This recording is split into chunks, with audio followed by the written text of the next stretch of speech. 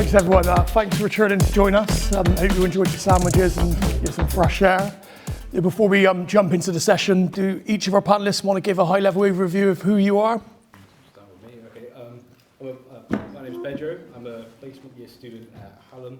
I'm currently doing my placement at Sheffield Hallam, working with their security team, their AV and IT team, and their research team. I'm Oliver Wright. I'm currently a Master's Advanced Computer Network student at Sheffield Hallam, and I'm about to do my dissertation.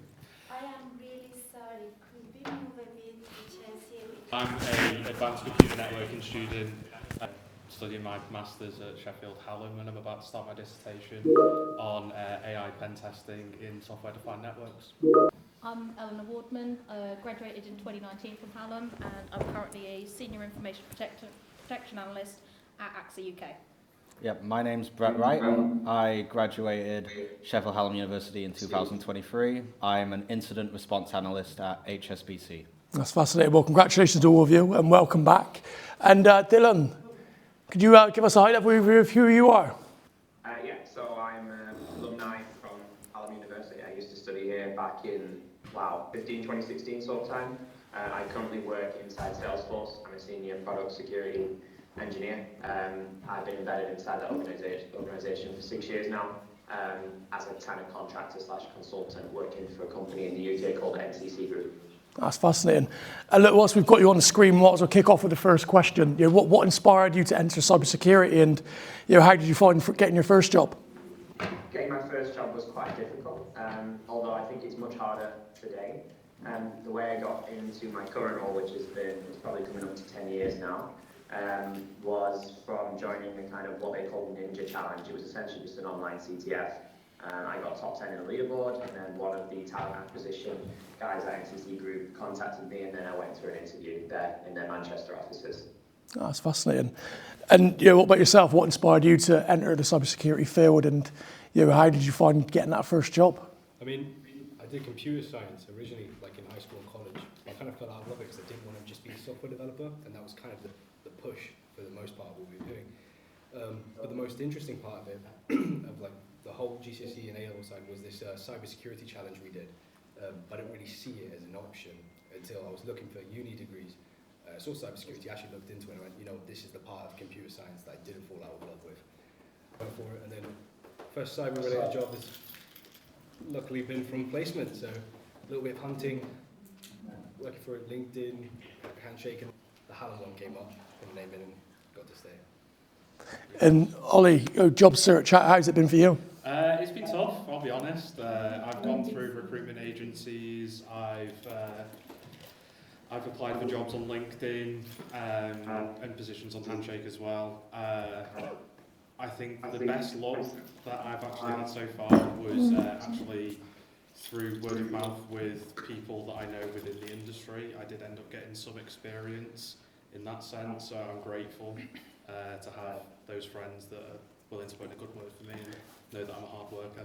And entering the industry, what was the motivation? Why cybersecurity in the first place? I've always loved breaking things and putting stuff back together again, both on the physical aspect and software and stuff like that, and trying to test what I can break and get into. Sorry. Yeah, it's certainly something that I hear quite a lot. People are curious, they like to break things, and more importantly, put them back together. You understand how they work, how they can be improved. So appreciate you sharing. And Eleanor, what about yourself? Tell us a little bit about your first role and what inspired you. So first role, I ended up doing governance, risk and compliance straight out of uni, just because I needed something quite quick to get into. I'd lost a role that was due to go back on a grad scheme, but it was very late in the year, so there wasn't any grad schemes open, and it was through that word of mouth, sort of going to conferences. It was actually through the Ada Lovelace colloquium that happens every year, and sort of got talking to Whitbread, and 2 weeks later I had a role ready to go for when I finished uni. That's fantastic. And following on from that, how have things changed in the last several years? Is that sort of onboarding process similar, and are the opportunities there available? The opportunities are there and available. Sort of joining AXA was very much, had a friend who was in the business and encouraged me to apply, and then I've had 3 different roles within cyber, at AXA, and they've very much been, oh, you should apply for this, go and try it. And it's always through the love of learning for me that there's always something new to learn and something different. So doing incident response, doing security operations, and now information protection, there's always something, just that slight difference every couple of years. No, it certainly keeps you engaged as well. Yeah. You have different challenges, you're sharpening the skill set, expanding your knowledge base, and ultimately, understanding how you can work with other team members. Because if you can understand their role, not to depth, but have an appreciation to the challenges they're facing and what success looks like, it enables you to work together as a team. What about yourself? Tell us about your first role. What inspired you to get into cyber? Yeah, so I first got into cyber when I was in college. I was always quite into computers. I was doing IT. I got into IT from having a lot of online friends in very technical places. And I ended up doing BTech in IT because that's just the only thing I was interested in at the time. When I was in college, I applied for a program that was called CyberFirst, which was a UK government cyber incubator. And through that, I ended up finding and learning more about cybersecurity through training boot camps. And as part of that program, I ended up deciding to go to uni at Sheffield Hallam and doing my bachelor's. And during my bachelor's, I took a couple internships. So my first one was being a cyber training course, like a presenter for a training company. And then I ended up joining as a student security consultant for the Northeast Business Resilience Centre, which I know is a big partner of Hallam. Then I ended up getting an internship at HSBC, where I chose to stay there after I graduated. That's great. Fascinating journey. And what excites you in 2026 about cybersecurity? Is there a certain aspect, certain vertical within cyber technology practice that really excites you and keeps you engaged right now?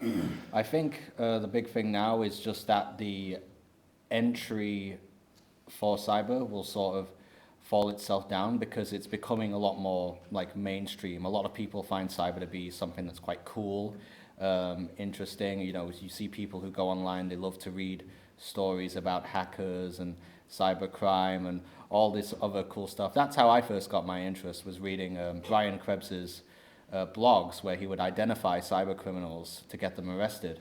But now with like a lot of innovations coming along, like especially AI, and you see all the news with things like Mythos, there's a lot of people who are taking cybersecurity very seriously because it's like the next big thing, even though it was always the big thing, just like with AI. That makes sense. And Eleanor, from your perspective, what's exciting you about cyber at the moment?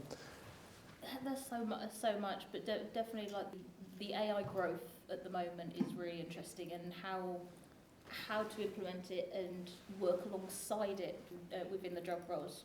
So with DLP, data loss prevention, within my role, sort of trying to integrate it to add more benefit to our tuning on how our rule set works, and also sort of alleviate some of the pressure on the number of alerts we see every single day. So it's how can we make it work for us the best.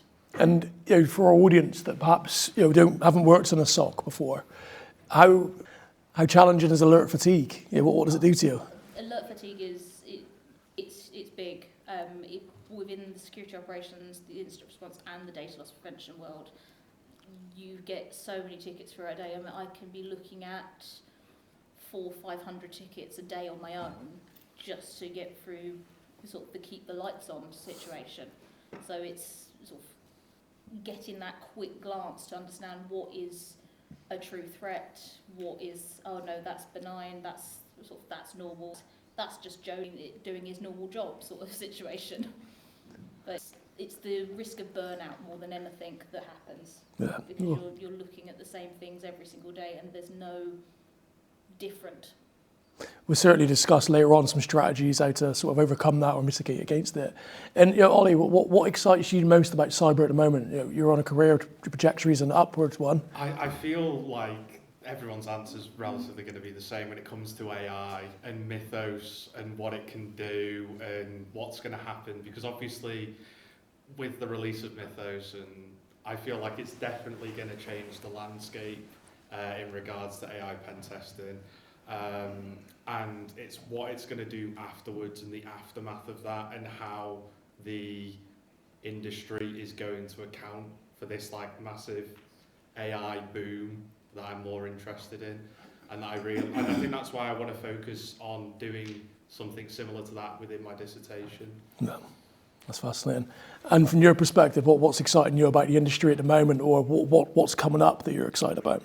I mean, obviously not to sound like a kind of broken record on AI again, but I think it is that kind of AI and cyber convergence area. I mean, it's no secret that attackers are going to use AI, and they're going to use it to be a lot quicker, regardless of how knowledgeable they are on cyber. So it's just going to see how the industry keeps up with that. You know, being able to, you know, have the professionals industry using the AI to kind of complement their work rather than supplement, so they're not kind of like losing the skill set they have, but at the same time keeping up with these attackers that are using more and more tools. And I mean, it doesn't take long to go online and see the range of new kind of attack tools that are out there that anyone could just pick up and use. So. No, it's quite scary. And Dylan, from your perspective, what's exciting you the most, or what are you proud of the most when it comes to your career journey in cyber? Obviously AI, but I want to try and give a different answer. And I think probably everyone on the panel and all students in the room will probably agree with this. The reason why we're in security is because we want to learn.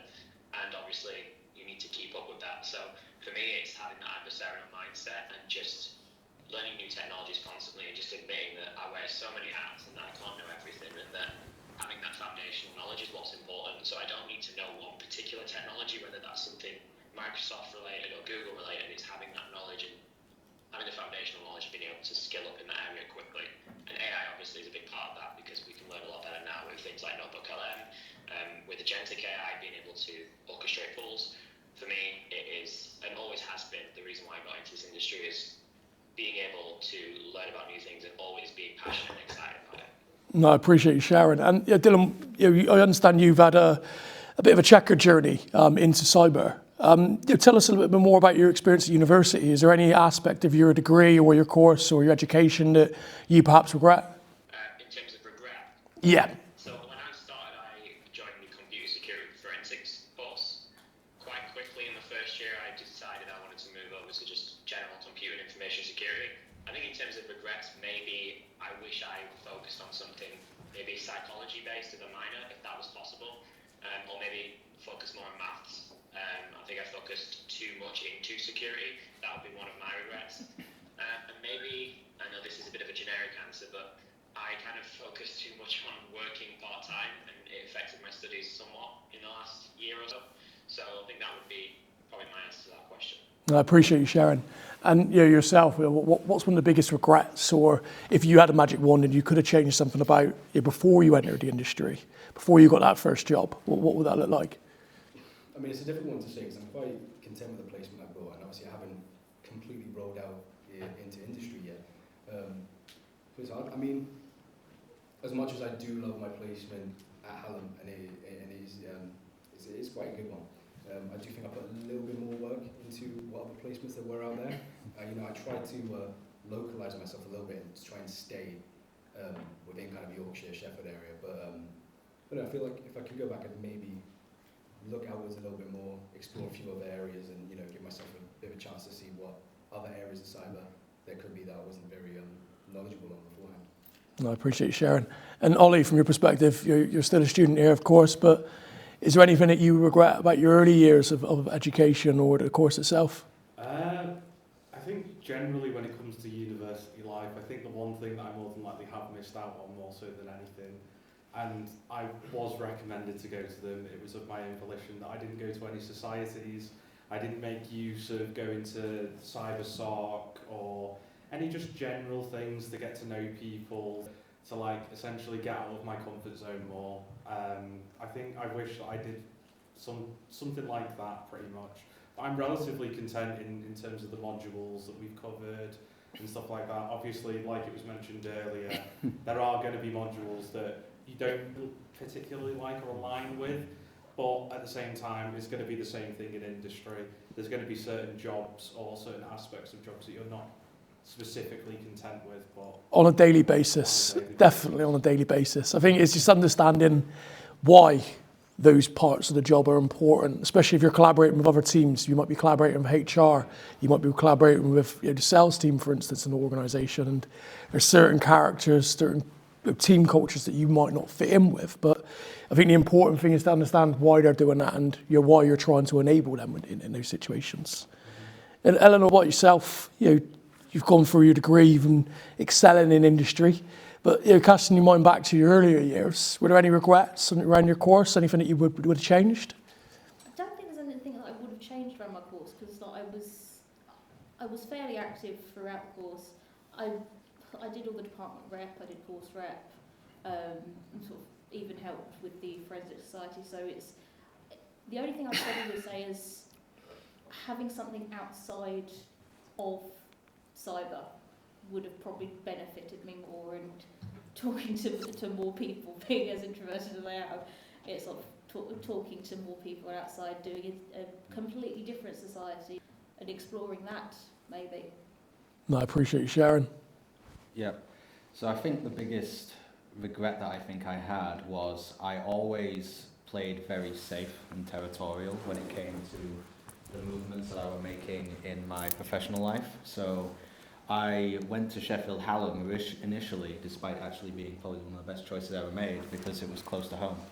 And also that I ended up working, a remote job as a tech facilitator, when in reality I could have maybe tried to intern somewhere much bigger and had a bigger head start.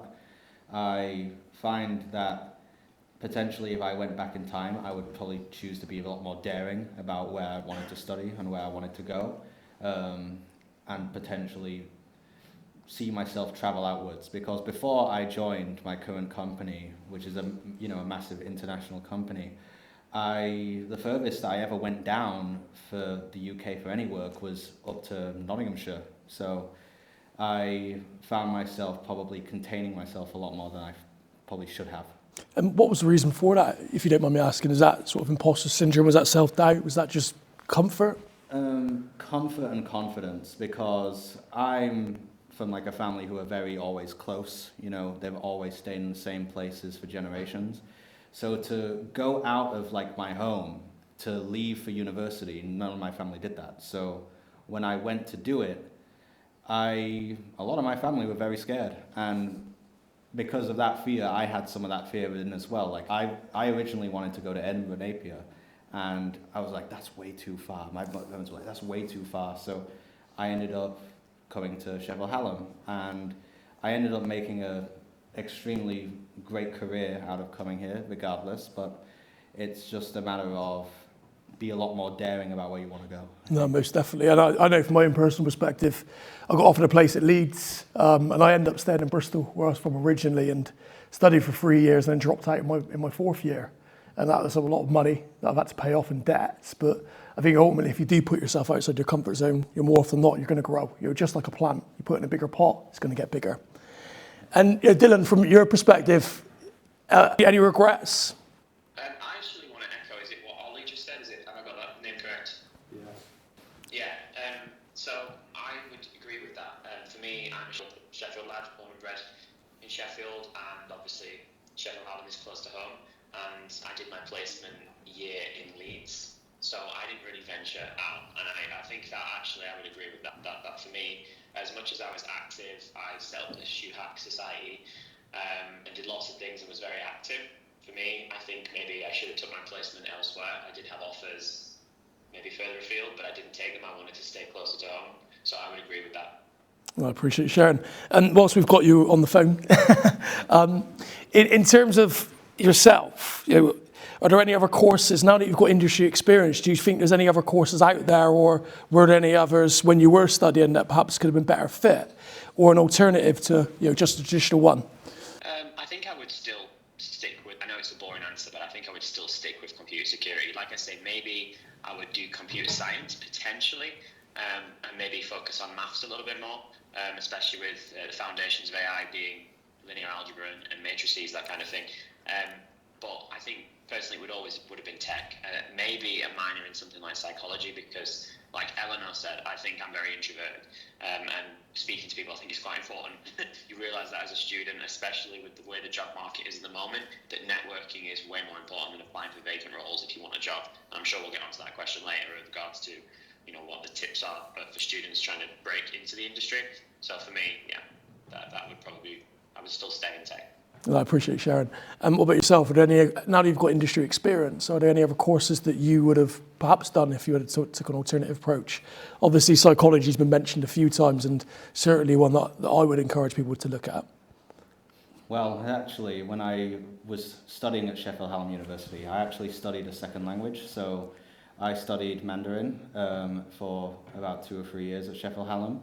And then once I finished the bachelor's, I was the only student. So she ended up leaving because they were running out of students. And I ended up going with her to teach her part-time. And I think studying that language has helped me understand a lot about the culture in my company, because we have a big presence in Asia, but also just about not focusing all of your time on cyber, because it helps reduce my burnout. It helps relax me in a lot of ways, and it helps me find interests beyond what I do for work. Because if I make what I love be something what I do for work, then I find what I love ends up becoming a chore. And then I realize that I might not actually enjoy doing this, and I don't want to make regrets. So I always decide to have things that I'm very good at as work and things that I enjoy as hobbies.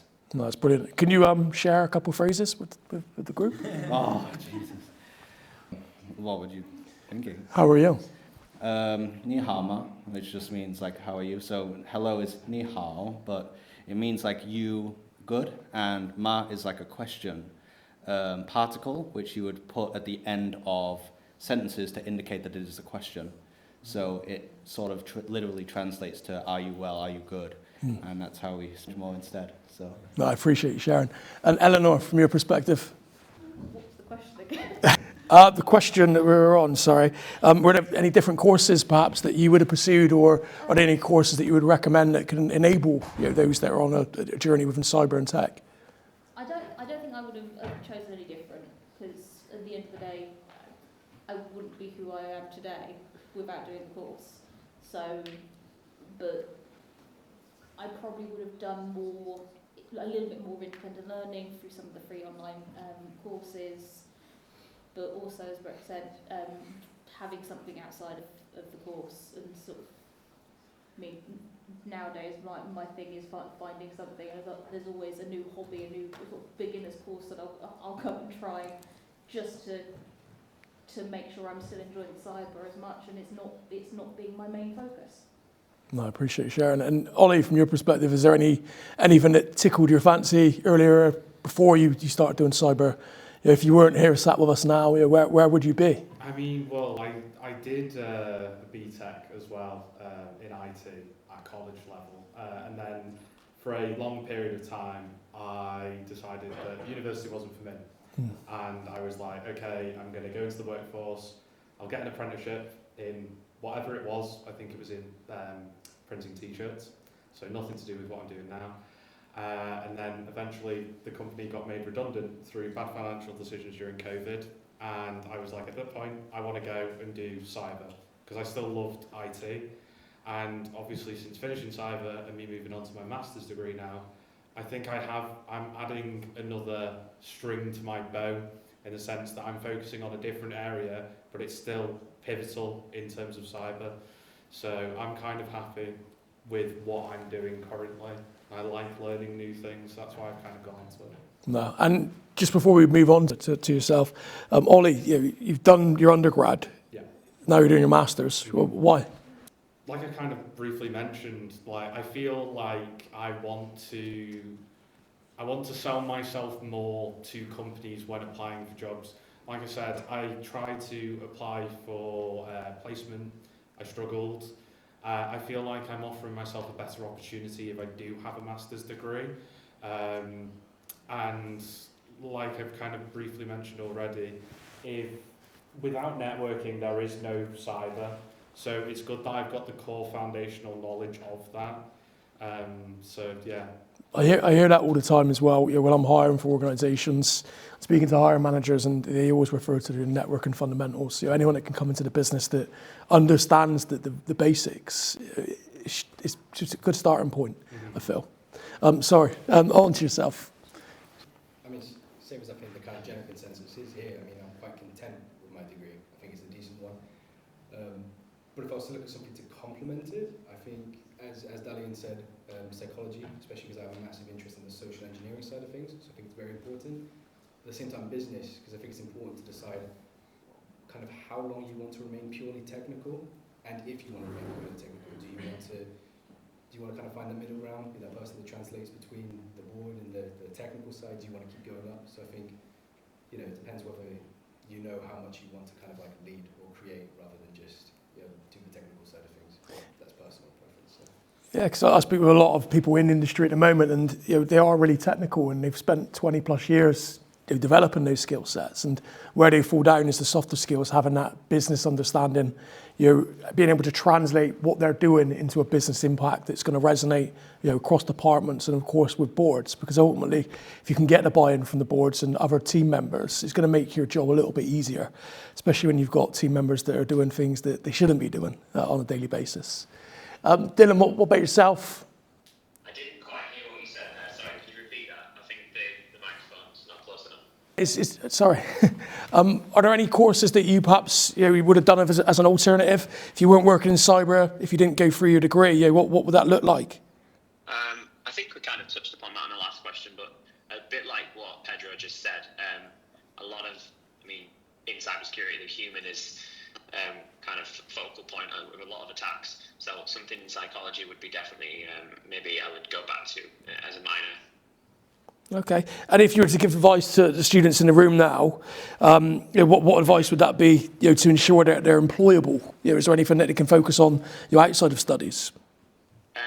So I kind of go through this with my partner because my partner lives in Sweden, so I visit Sweden quite a lot, and I'm learning the language. Like I think it was Brett or at least he knows Chinese. And she's going through trying to look for an internship. It's not quite in security, but it's in software engineering, machine learning. I would say that you need to stand out, and networking is really important. I don't mean computer network, I mean networking with people. It's very important, and more so in Sweden actually than the UK. Nepotism is rife, shall we say. So you need to stand out. I would say you need a portfolio website. You need to maybe contribute to open source projects if you can, or at least have a GitHub where you can showcase tools you've made or anything that kind of makes you rise to the top, I guess I would say, because if you're just submitting a CV to vacancies, I don't think you're going to get very far. At the moment, the job market is extremely tough. So you need to stand out in some way. So attend cybersecurity conferences, do a rookie talk, do a lightning talk. That's how I got my security placement in Leeds, a company called Sec1, who are now owned by Clarinet, I think it is. I just kind of made the role for myself. I reached out to them. They didn't have a placement program. I said, look, I'm looking for something. I wasn't happy with what Hallam were offering in terms of the internal board. There was nothing security related. So, just if you don't take that shot, you won't make it. On LinkedIn, just find any mutual connections. That's how you're going to stand out in this industry. Because at the moment, I don't buy into this myth at the moment that graduate roles are being cut. I think there's just a shift with AI. It's not fully AI. I think during COVID, a lot of tech companies overhired, and there's a massive course correction still going on to this day. That would be my advice to students in terms of standing out. That's great. And Brett, to the continued students, those that are perhaps staying on, what advice would you perhaps give them to ensure that they're employable? They're continuing to do their studies at the moment. How can they make themselves stand out? Yeah, so if you're still studying, I would say the best thing that you can do is just keep being involved in new activities. So like what Delian said, go do side projects, get involved in cyber challenges, conferences, stuff like that.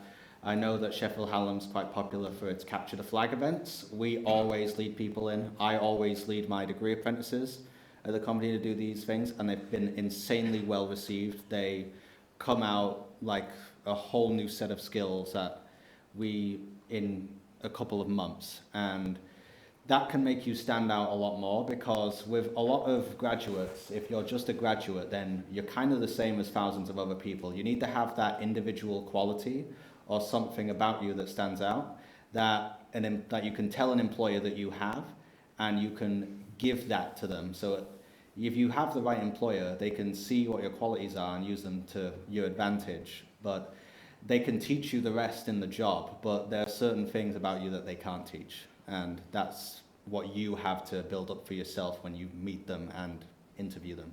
That's brilliant. And the rest of our panel, is there anything else you want to add to that in and around those that are perhaps continuing their studies and how they can ensure that they're employable? I'd personally say conferences. Doesn't matter if you're sort of still studying, going to the conferences, sitting through the talks, and networking.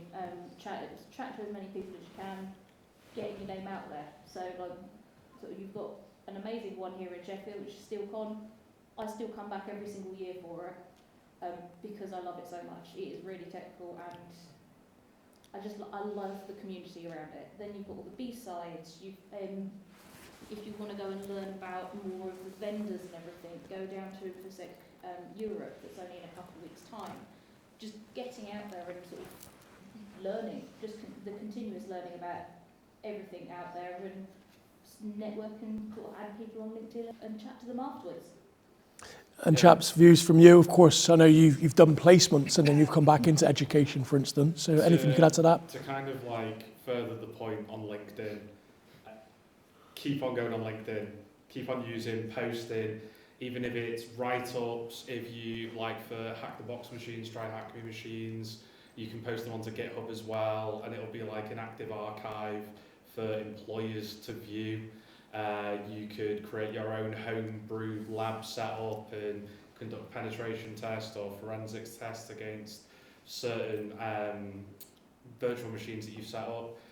Just post and post and post on LinkedIn and get your name out there as much as possible. Every single time that there's a trip or a society event, anything like that, put it onto LinkedIn. It shows that you're active and committed to like the degree that you're on and that you're interested in learning more. That's great. I think, as everyone said anyway, that it's really important to kind of like still stay quite socially involved in the societies and all that. But I also attend these kind of like virtual talks with some American and some British academics as well. And one thing that we saw a few months ago in one of the talks was there was this, it was a topic, but it was kind of like the disparity between knowing and doing. And I think that's a huge concept. Hallam obviously does, we're applied here, so we do use the tools and all that. But there is still that barrier of how far caught up are we with industry. And on top of that, how many people are going into industry, knowing about tools and knowing what you should be doing, with nothing to evidence that they can or have done it in the past. So it's just kind of like find that line and making sure that you're as much as you can be on the doing side rather than just saying, oh, I've seen it. And from the conversations that you're having with people, I understand you've got your own community and you've been contributing to to cyberspace as a whole. But what are some of the major skills that are in demand right now, do you feel? I think it comes back to what I was saying earlier with the kind of the business side of things. But I would say it's those soft skills. They are easily the most missing. We have some.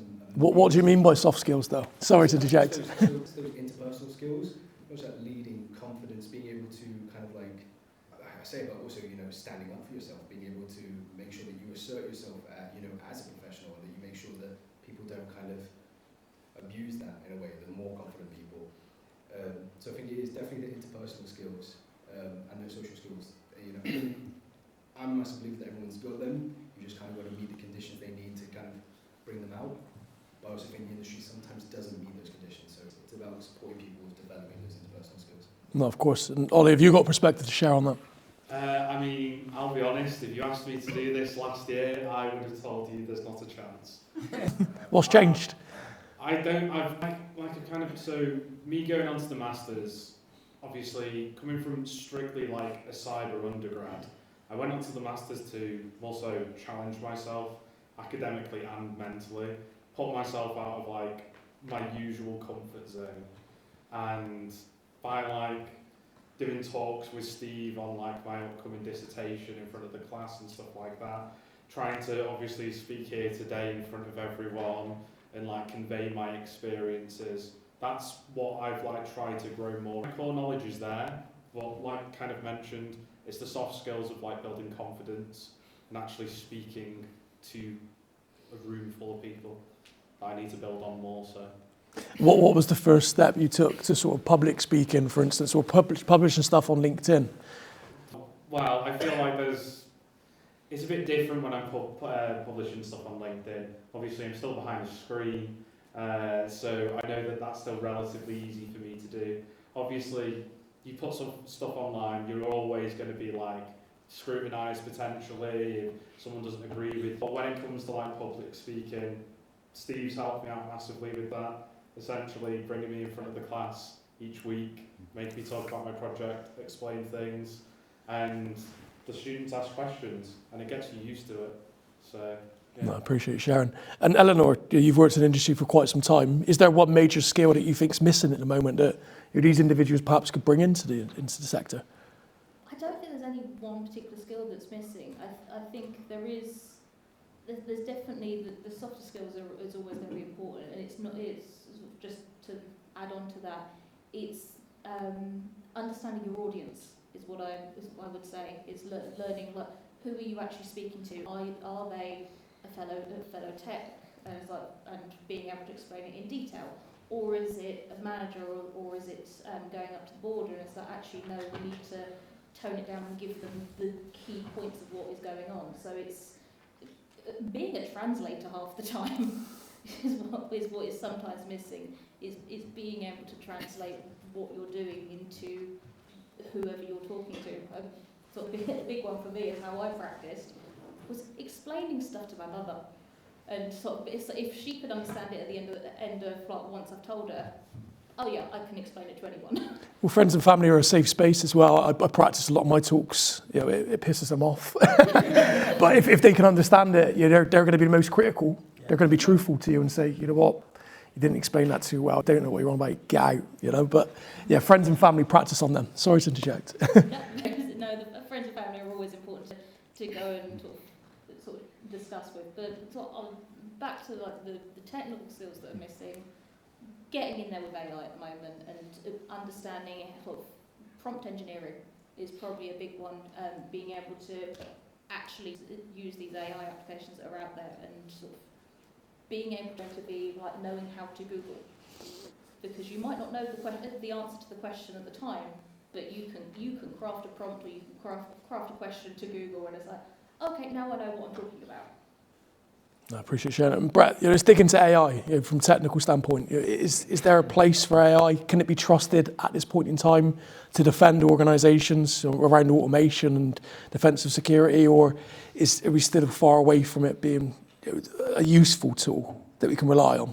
Well, with a lot of implementations of AI in offensive situations, like with Claude Mythos and stuff like that, it's been extremely effective in providing security researchers a way to discover vulnerabilities very quickly. Mm-hmm. It's done a lot of incredible things in the offensive security position. And also, I remember reading a study by the UK government's AI security group where they were comparing GPT-5 to Mythos in sort of automated penetration testing CTF scenarios, and GPT-5 came up out on top, and that just came out. So we'll find that, what was suddenly the biggest thing in the world with Mythos will just become the new normal in not even a year, but in just a couple months. And since it is quite possible that we can use AI and machine learning to help build simple detections for already very experienced engineers, like we could have generative AI to build queries for SIEM tools or for detection mechanisms for automated detections, like searching different signatures or indicators of compromise. So will we see them probably be completely autonomous defenses? No, but they will make the defenses of people who work in SOCs or responders be able to streamline their workflow a lot more. No, that's fascinating. And Dylan, from your perspective, what are your thoughts on AI at the moment? Are we at a point that it is something that's reliable, or do you think it's just all noise at this point in time? Quite often we overhype things is my first thought. So for instance, with Claude Mythos, at Salesforce we're part of the second wave of companies that will be taking that on board. So we weren't in the first wave.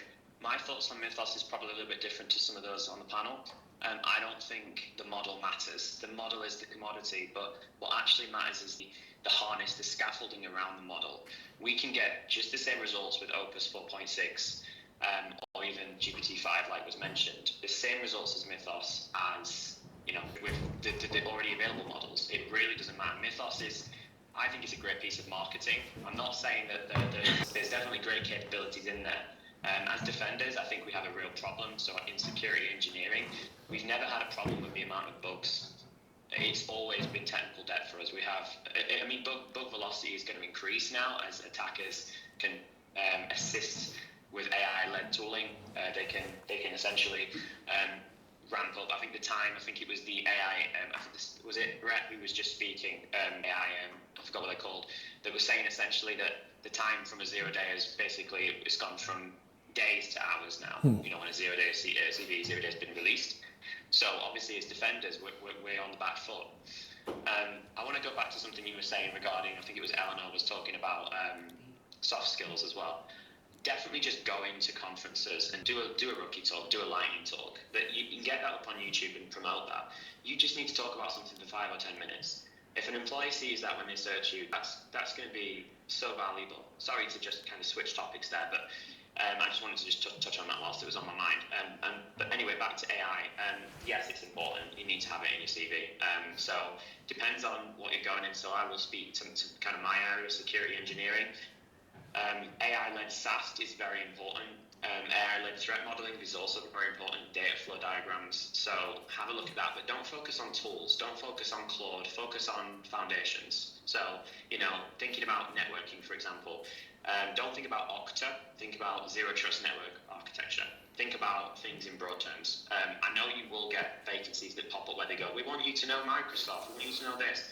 It doesn't matter. The right candidate with the right foundations will be able to skill up very quickly. It is not about focusing on tools. It's about foundations. And that's why you're at university as well. I appreciate you sharing. And Eleanor, you know, what's the weakest link? Is it humans? Is it tech? Is it both of the above? Can you explain your thoughts and perspective around that? A bit of both. There is always going to be these, especially from my perspective, humans are going to be, they're going to do what they're going to do. Because I focus a lot on data loss prevention, so there's always going to be like having a password in an email and with the password protected document. Like, please don't do that. But there's also going to be, sort of with the tech debt that's been mentioned, a lot of businesses can't necessarily afford to upgrade their tech every single year, especially as how quickly things change. That you're going to have out-of-date software. So look, making sure you've got the air gaps in the network, protecting the boundary sometimes is more important than the individual piece of kit. I appreciate you sharing. And questions yourself, and I'll come back to you in a minute, Ollie, but do you think digital evidence can be ever trusted? Or do you think that we're in a world now that we shouldn't trust what we see? I mean, obviously with AI, any of us that go online now can look at an AI photo, and even if you're really good at spotting it, sometimes it can take you a few seconds. It's just a photo. I mean, videos are obviously a little bit easier, but it keeps changing in advance. I mean, a year or two ago, you listen to an AI video and you can tell by the voice straight away. Nowadays, sometimes I can listen to one. If I'm not paying attention, if I'm doing something at the same time, it might catch me off. I don't always know that's fake. So I think it's hard to trust digital evidence. I think there are some really good things being done to get that. I saw a poster downstairs earlier, and they I don't know if he's in it, but he developed a tool to find kind of to be able to tell between real and AI. Now, it did put a few real images through his AI, but it was a 100% success rate in finding all the AI images. So I think with the right development, we can kind of get ahead of it. But as it is now, it's hard to be able to. I mean, I can't remember the case, but I've seen cases where people have tried, kind of like in criminal cases, to argue that an image is AI, it's faked, and I mean, soon it's going to get to a point where you're actually going to have to investigate these properly because it is difficult. Yeah. What are your thoughts on that, Ollie, from the research you've been doing most recently? I mean, yeah, everything's evolving so quickly at this point. It is starting to become harder and harder to discern what is real and what is fake. Like you showed earlier, is it a deep fake or not? But I mean, yeah, you can't always believe now what you see in front of you on your own screen, realistically. You always have to question it. And we never had to do that before, which is the scary thing, realistically. I mean, obviously there was fake news and stuff like that. I think it's becoming more prevalent now to question whatever you're reading or whatever you're seeing. It's becoming the new norm. I certainly agree with it. And Eleanor and Brett, really appreciate your opinions on this, but should companies be required to store user data for forensic analysis? And if so, why? And if not, why? What kind of data and everything?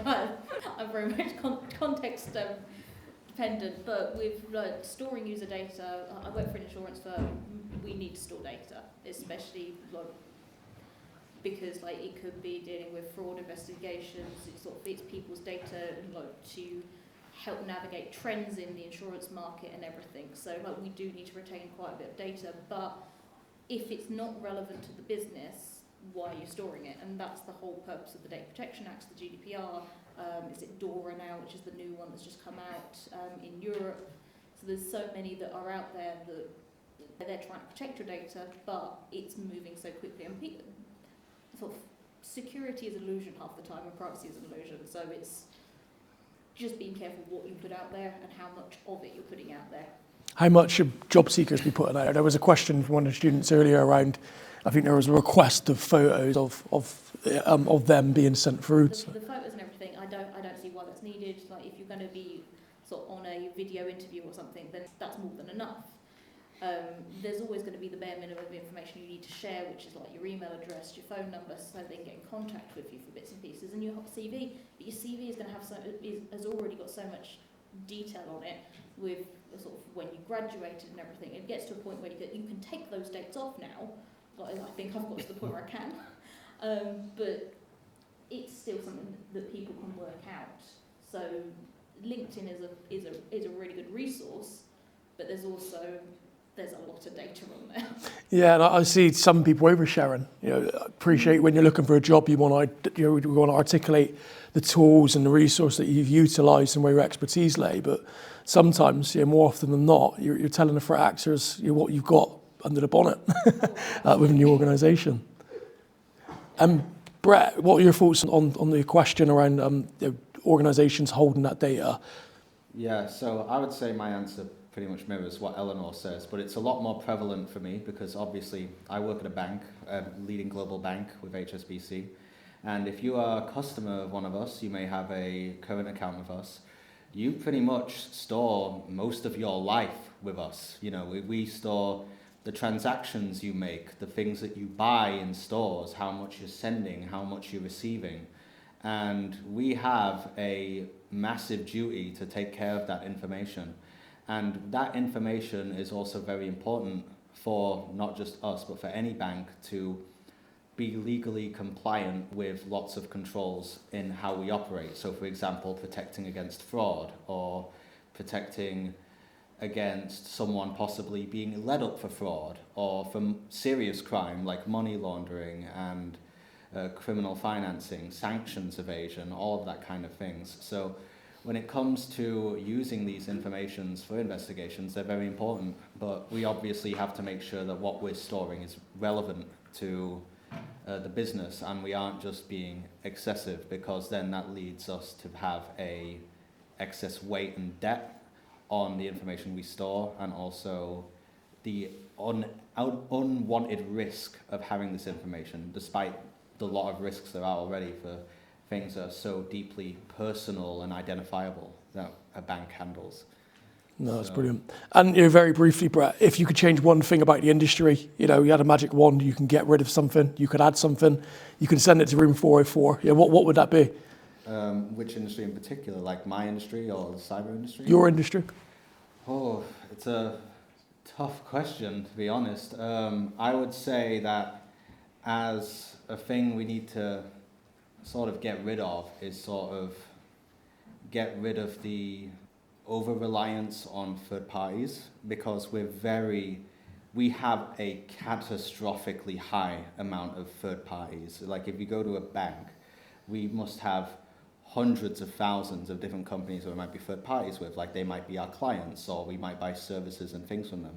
Like the banking system on its own is already humongous. Like if you have a bank, you're dealing with Visa or MasterCard or Amex, you're dealing with the bank that you deal with the other banks that you work for, you deal with SWIFT, etc., etc. And I think it comes to a point that we grow so big that it becomes a bit difficult to handle, and we have to wonder, like, who should be in control of it? Because then it gets a bit scary, because when it becomes way too big, then it becomes too big for anyone to review it and assure that it's safe. That's brilliant. And Dylan, from your perspective, is there anything in the industry that you could change or would change? Anything that I would change or wish could change? It's a great question. You put me on the spot. Sorry. I think sometimes there's more of a focus on the day-to-day work, and there should be more focus from leadership on learning and certifications. Whether you want to focus on certifications, cool, or just some kind of learning course. I think for me, there's less focus on that these days, and especially in the world of AI now, where we're on the beginning of this journey, everyone's kind of claiming you're going to have more time. I feel like I'm more burnt out than ever with AI, and I don't see it getting any better. So I think we all need to slow down with AI as well.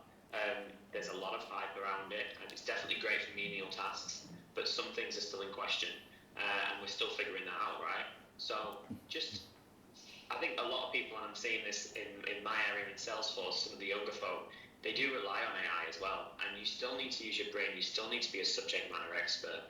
Don't rely on what you see. We should always be questioning things. And going back to your question about is kind of digital evidence really trustworthy? I think it's, to flip it on its head, it's good. It means you question everything. So I'm all for it. I think it's actually good, even though it is a little bit scary sometimes. So yeah, I think that's, I probably would say more focus on personal development. There needs to be more of that. We need that, because when you're a student, you're doing that all the time, you're learning. When you go into the industry, you realise after a few years, you've got what I would call skill fade or skill fatigue. You kind of lose some things, and you focus more on your day-to-day job. So more personal development for me. No, that's brilliant. Appreciate you sharing. Eleanor, from your perspective, is there anything that you would change about the industry, get rid of, improve if you could? Something to improve. We've got a wider industry with insurance and any financial thing. Less audits. Less audits. Or if they could all be based on the same standards, would be quite nice. Because they're all different. I've been stuck in audit all week. What's your favourite standard? What's the benchmark for you? I appreciate we're in the UK, but you operate internationally, is that right? Yeah, no, we're pretty nationally. We do a lot more UK standards, but we have to be compliant with European Union and everything. So, and also US standards as well, because we are we have the global healthcare business. So we've been dealing with American standards. So I think I do like a good ISO. It's sort of quite nicely what they want. The list is just as good. Yeah. But I do recommend at least reading through standards and frameworks at least once. Not enough people do.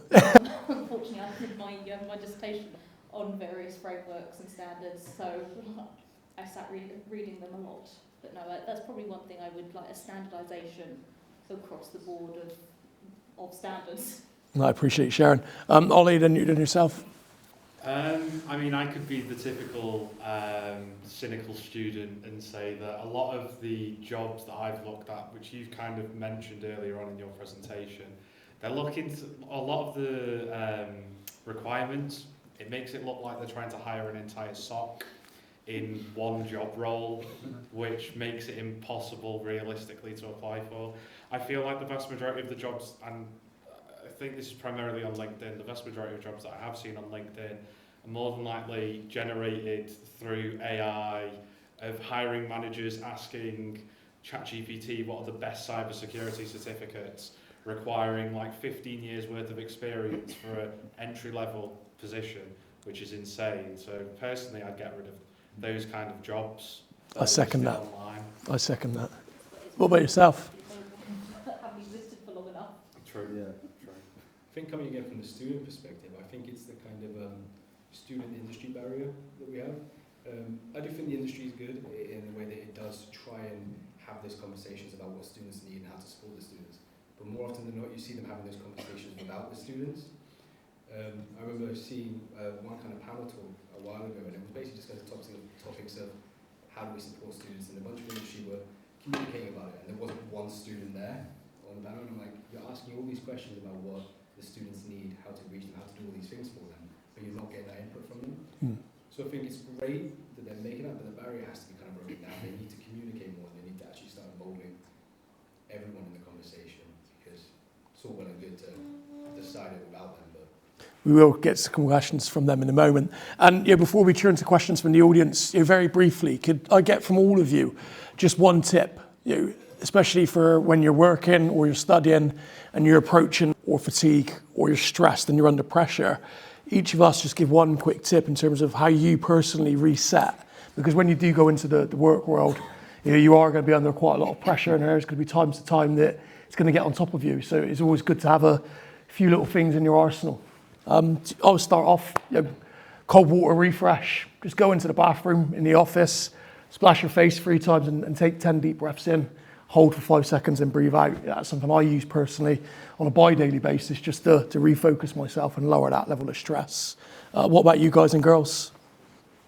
I mean, I keep quite a strong social life that's separated from cyber, so I can just kind of detach. I mean, I've got a social life that's in cyber as well, but I've got a good one where I can just not think about it. Definitely don't use it enough, but it's there.